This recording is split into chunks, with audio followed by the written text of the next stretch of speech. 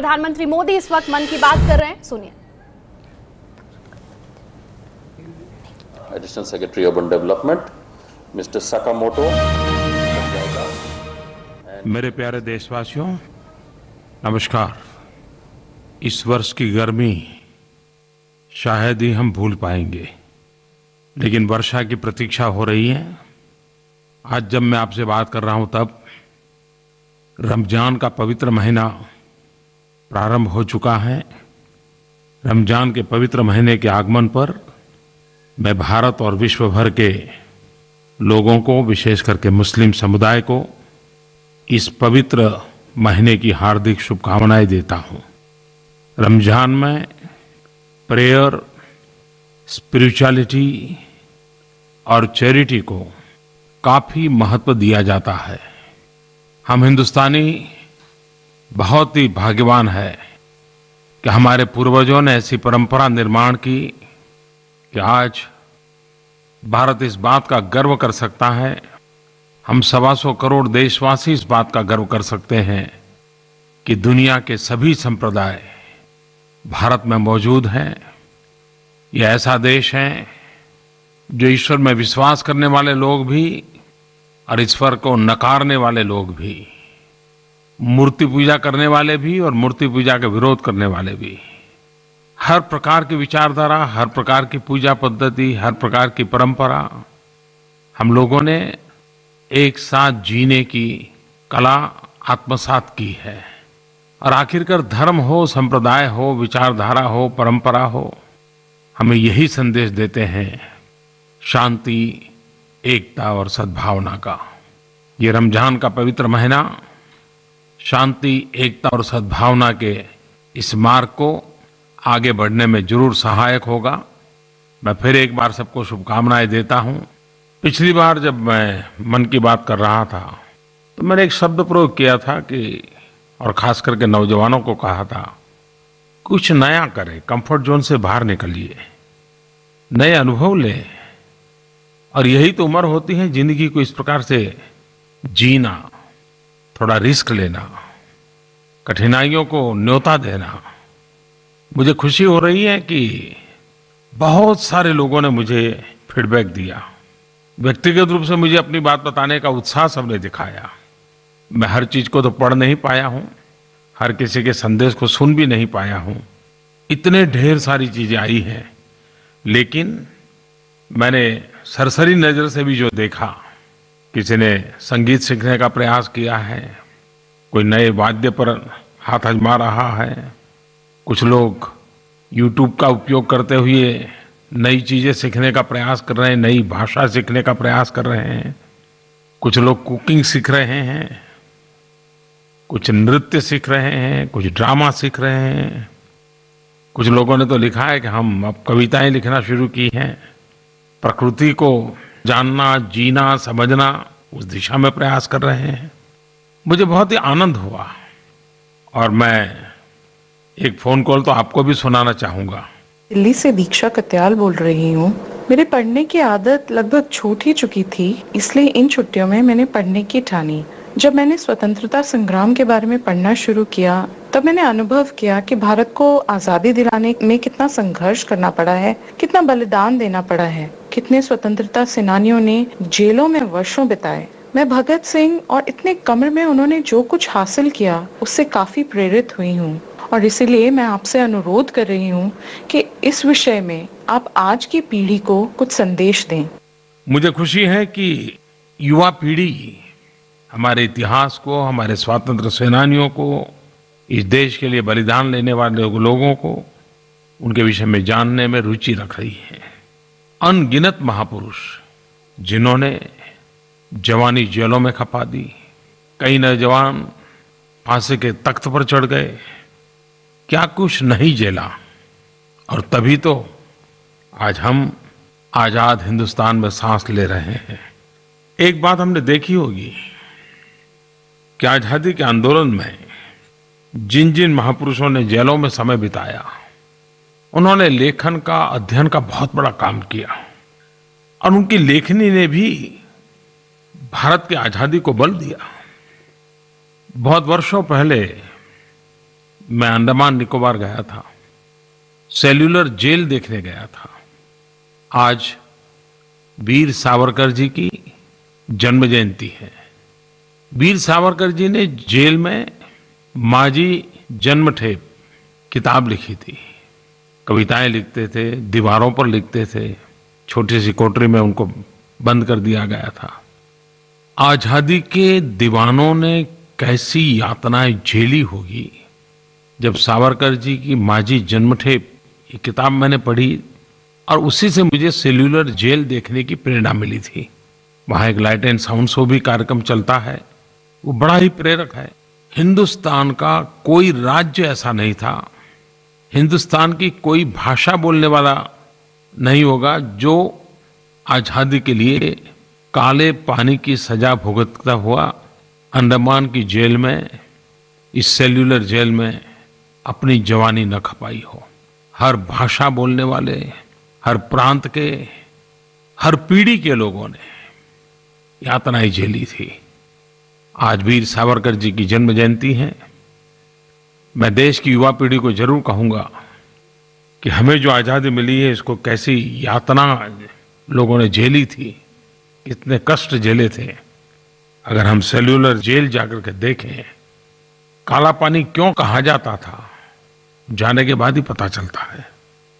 आप भी कभी मौका मिले तो जरूर, एक प्रकार से हमारे आजादी के जंग के तीर्थ क्षेत्र हैं, जरूर जाना चाहिए। मेरे प्यारे देशवासियों, 5 जून महीने का पहला सोमवार है। वैसे तो सब कुछ सामान्य है, लेकिन 5 जून एक विशेष दिवस है, क्योंकि विश्व पर्यावरण दिवस के रूप में उसे मनाया जाता है। और इस वर्ष यूएन ने इसका थीम रखा है, कनेक्टिंग पीपल टू नेचर। दूसरे में शब्दों कहे तो बैक टू बेसिक। और नेचर से कनेक्ट का मतलब क्या है? मेरी दृष्टि से मतलब है खुद से जुड़ना, अपने आप से कनेक्ट होना। नेचर से कनेक्ट का मतलब है बेटर प्लेनेट को नर्चर करना।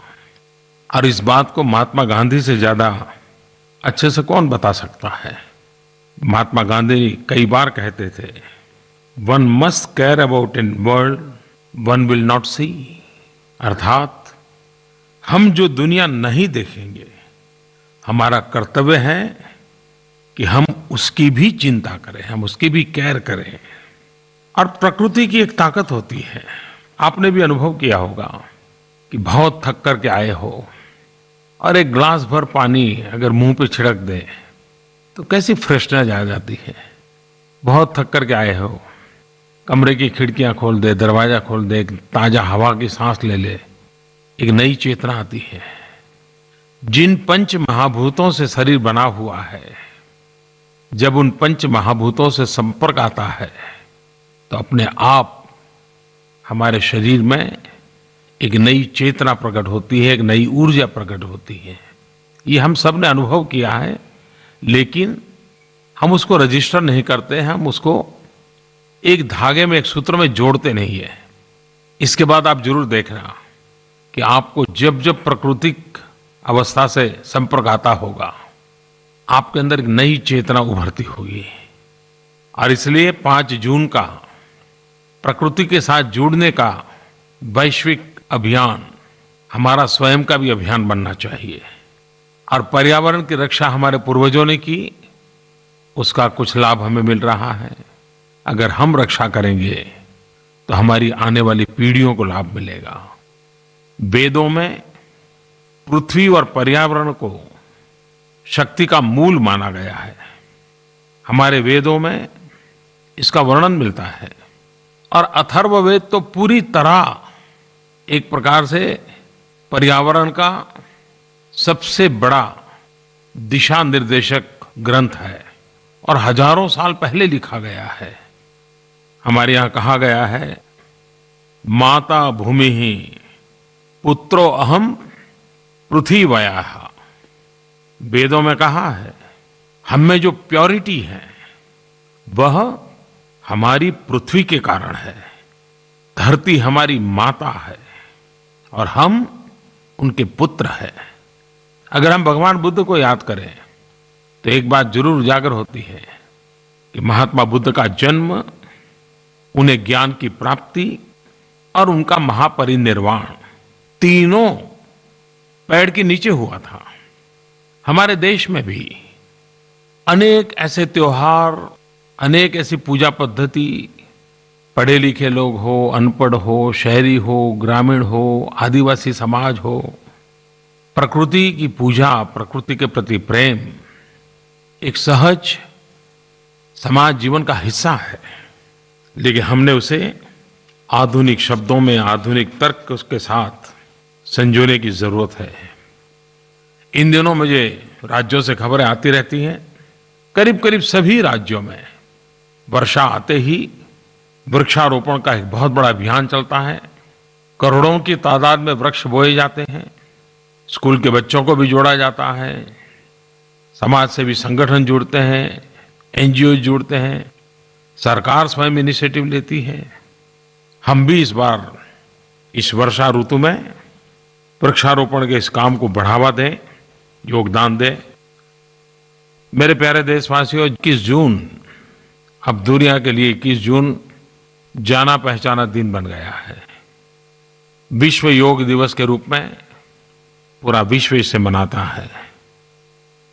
बहुत कम समय में 21 जून का ये विश्व योग दिवस हर कोने में फैल चुका है, लोगों को जोड़ रहा है।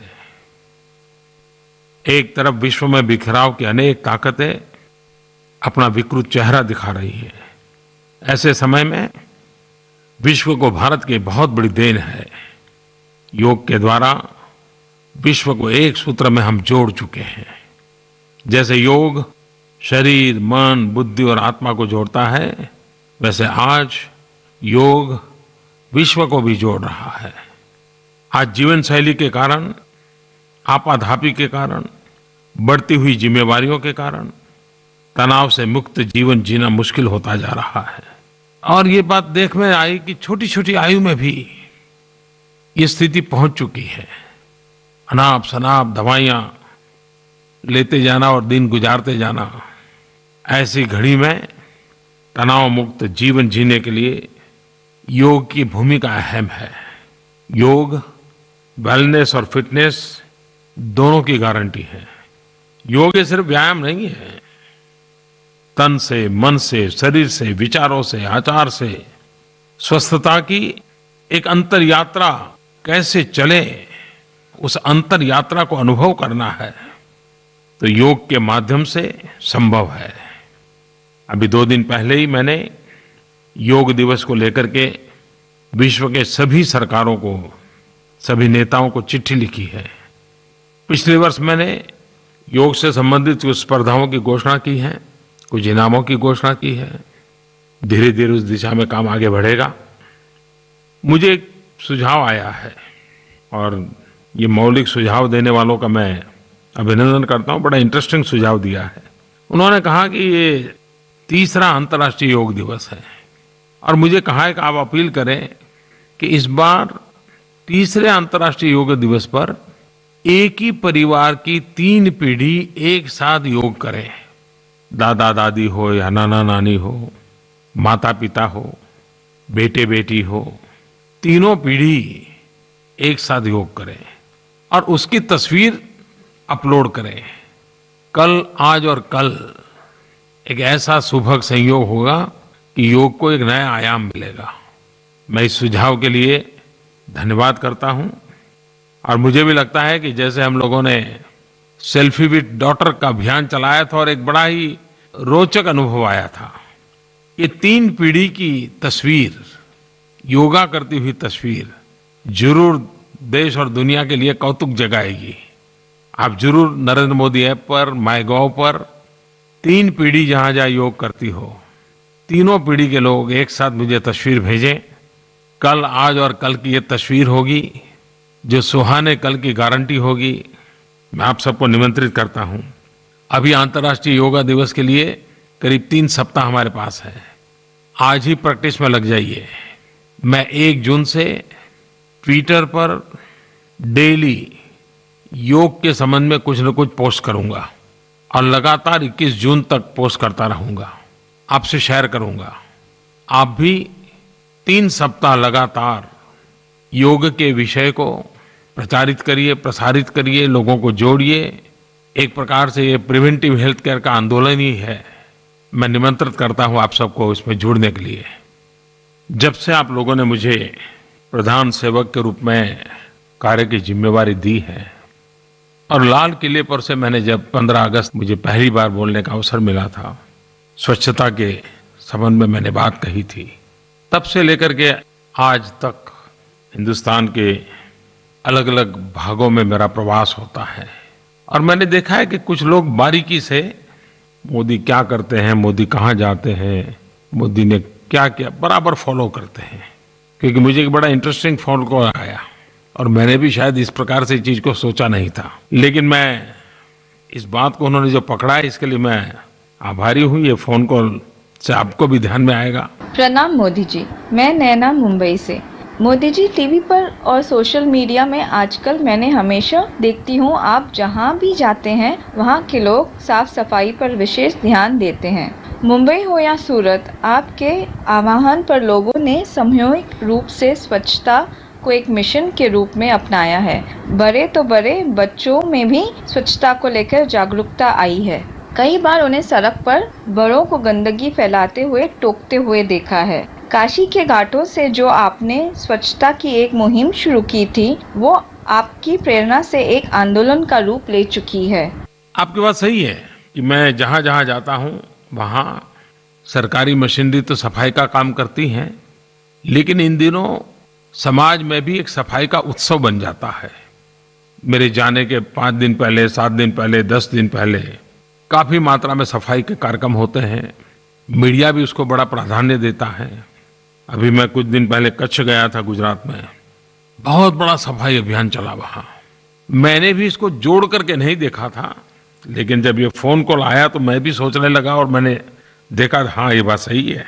आप कल्पना कर सकते हैं मुझे कितना आनंद होता है इस बात को जान करके, और देश भी इन चीजों को कैसे बढ़िया ढंग से नोटिस कर रहा है।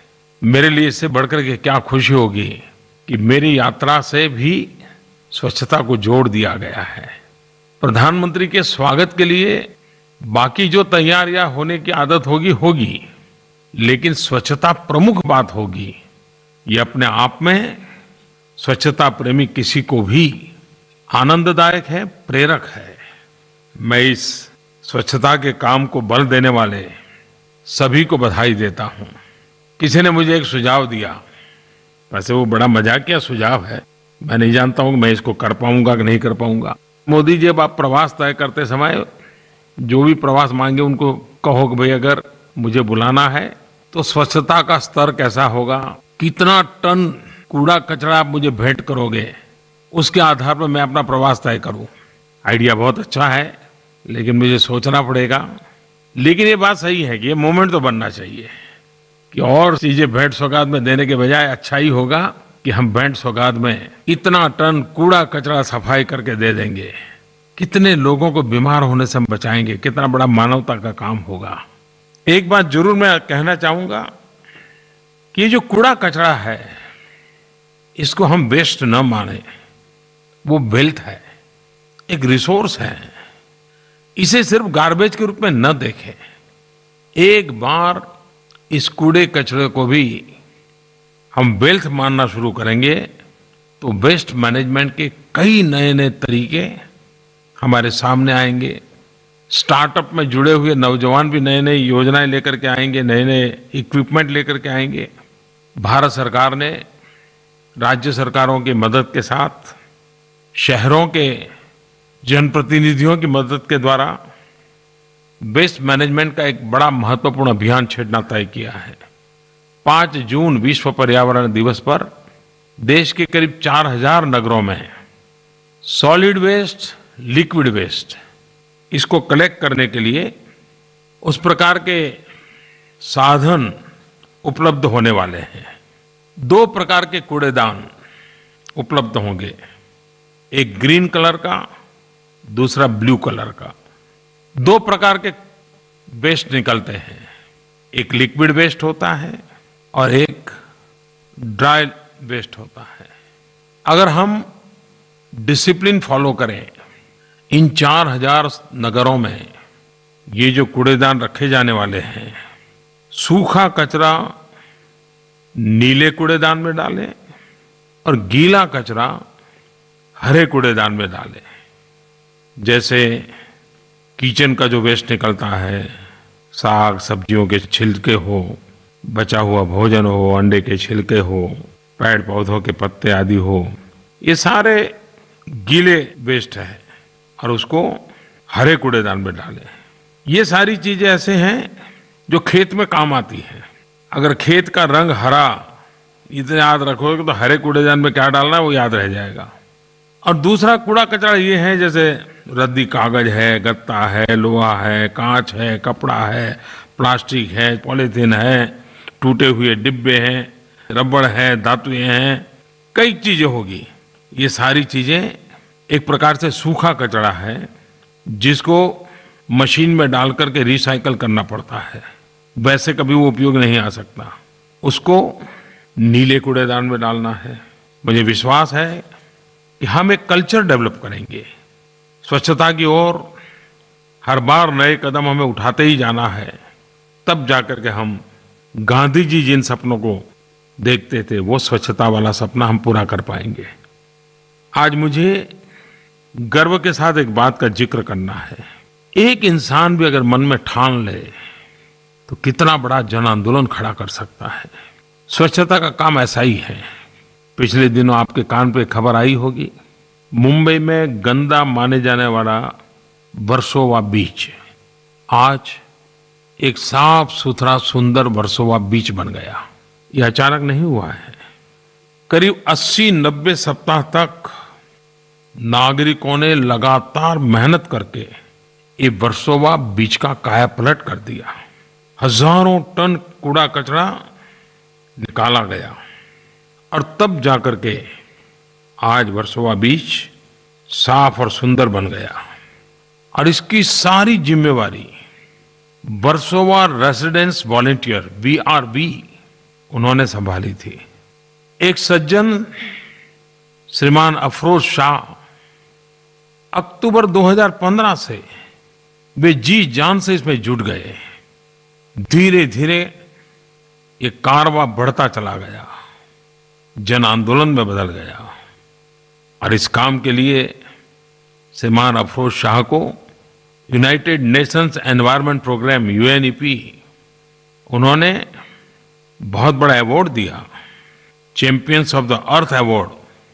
ये पाने वाले वो पहले भारतीय बने। मैं श्रीमान अफरोज शाह को बधाई देता हूं, उनके आंदोलन को बधाई देता हूं।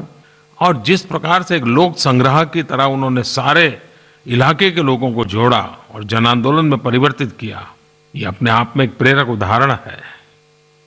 भाइयों बहनों, आज मैं एक और खुशी भी आपसे बताना चाहता हूं। स्वच्छ भारत अभियान के संदर्भ में जम्मू कश्मीर का रियासी ब्लॉक, मुझे बताया गया कि Reasi block open defecation free, खुले में शौच से मुक्त हुआ है। मैं रियासी ब्लॉक के सभी नागरिकों को, वहां के प्रशासकों को, जम्मू कश्मीर ने एक उत्तम उदाहरण दिया है, इसके लिए सबको मैं बधाई देता हूं। और मुझे बताया गया कि इस पूरी मूवमेंट को सबसे ज्यादा लीड किया है जम्मू कश्मीर के उस इलाके की महिलाओं ने। उन्होंने इस जागरूकता फैलाने के लिए खुद ने मशाल यात्राएं निकाली, घर घर गली गली जाकर के लोगों को उन्होंने प्रेरित किया। उन माँ बहनों को भी मैं हृदय से अभिनंदन करता हूं, वहां बैठे हुए प्रशासकों का अभिनंदन करता हूं जिन्होंने जम्मू कश्मीर की धरती पर एक ब्लॉक को ओपन डेफिकेशन फ्री बना करके एक उत्तम शुरुआत की है।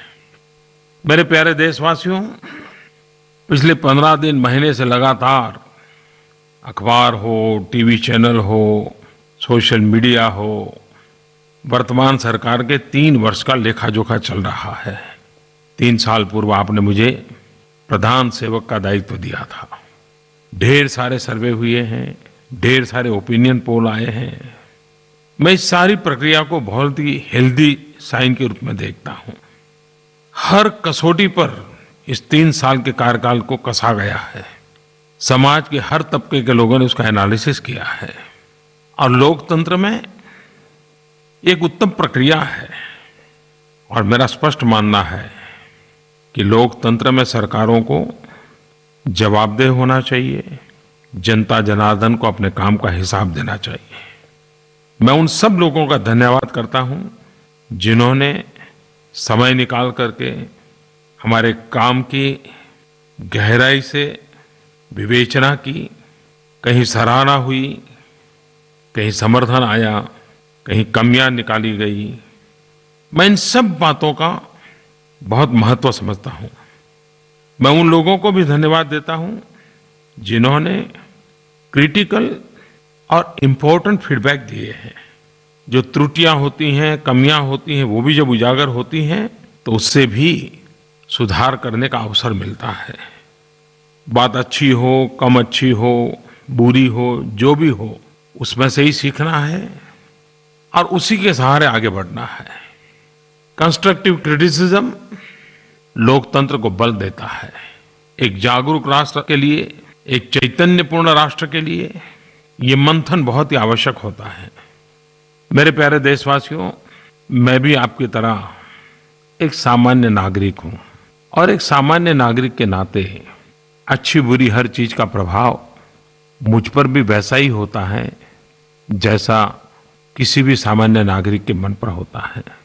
मन की बात कोई उसको एक तरफा संवाद के रूप में देखता है, कुछ लोग उसको राजनीतिक दृष्टि से टीका टिप्पणी भी करते हैं, लेकिन इतने लंबे तजुर्बे के बाद मैं अनुभव करता हूं, मैंने जब मन की बात शुरू की तो मैंने भी सोचा नहीं था। मन की बात इस कार्यक्रम ने मुझे हिंदुस्तान के हर परिवार का एक सदस्य बना दिया है। ऐसा लगता है जैसे मैं परिवार के बीच में ही घर में बैठ करके घर की बातें करता हूं। और ऐसे सैकड़ों परिवार हैं जिन्होंने मुझे ये बातें लिख करके भी भेजी है। और जैसा मैंने कहा कि एक सामान्य मानवी के रूप में मेरे मन पे जो प्रभाव होता है, अभी 2 दिन पूर्व राष्ट्रपति भवन में आदरणीय राष्ट्रपति जी, आदरणीय उपराष्ट्रपति जी, आदरणीय स्पीकर महोदया, सबने मन की बात की एक एनालिटिकल बुक का समारोह किया।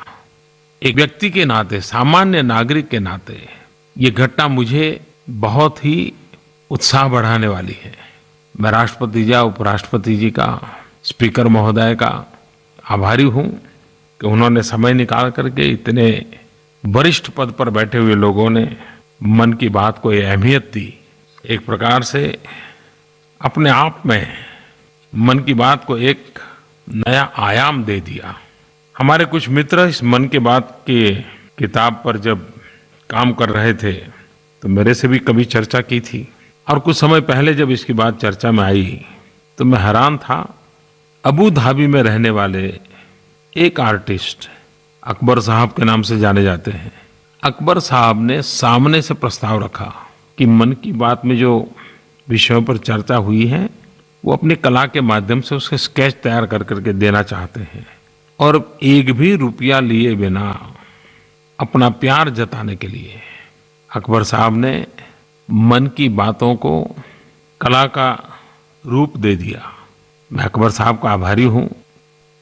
मेरे प्यारे देशवासियों, अगली बार जब मिलेंगे तब तक तो देश के हर कोने में बारिश आ चुकी होगी, मौसम बदल गया होगा, परीक्षाओं के परिणाम आ चुके होंगे, नए सिरे से विद्या जीवन का आरंभ होने वाला होगा, और बरसात आते ही एक नई खुशनुमा, एक नई महक, नई सुगंध।